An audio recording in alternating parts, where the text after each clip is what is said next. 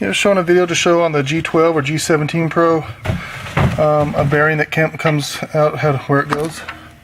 You're going to look right. It's on your clamp. You'll follow your clamp down to here, and right there you'll see the bearing. Sorry, right there's the bearing, and the spring is behind it. There's like a hole in this thing that the spring would go in first, and the bearing would go in. And the bearing falls out when, like, if this thing gets bent. If this thing gets bent back, then it allows the bearing to fall out. So basically, you should be able to put the bearing back in since it fell out. There should be room to put the spring in this thing here. They'll be able to put the spring inside there, then put the bearing in, and this should hold it, keep it from falling out. Now you can bend this, tap it with a hammer to bend it that way. It's very easy to bend, so just tap it lightly to bend it, to push it that way, to keep the bearing from falling out again. If that don't keep it from falling out, then you may have to loosen the bolts on the bottom of this. It's underneath of it, and then slide this whole thing. Try to slide it that way to make it a little tighter.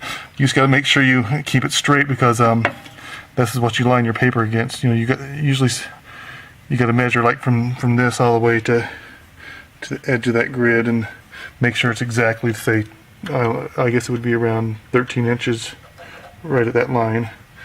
And then there, all the way to there to 13 inches again. But if it falls out again, you just gotta either bend this that way a little bit, and if that don't happen, you get this whole entire bar here needs to be moved just a fraction of an inch that way.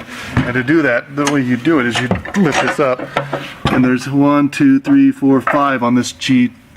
A G17 might have 6 or 7, but you just loosen those up just a little bit, enough to.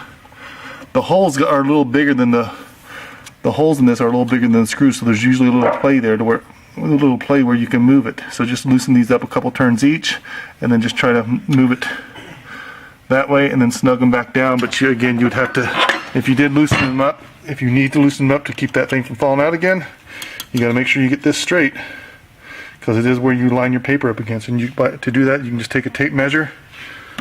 Let me get it here. Like so, when you get it up against there, and then just get real precise and exactly this, whatever's there, you want on the same. You want exactly the same on this other side, and you can do that. Check it, and you can lightly snug the bolts down under there if it's where this is just not flopping around, where you can just tap it to move it slightly if you need to readjust it. Hopefully you won't have to do that. Hopefully you'll just be able to put that bolt back in and maybe tap this little metal piece, and it will bend it slightly to keep it from falling out. Or you don't even really necessarily have to put that bearing and spring back in there. It's really something that's not really necessary for anything. But if you want to, it's totally up.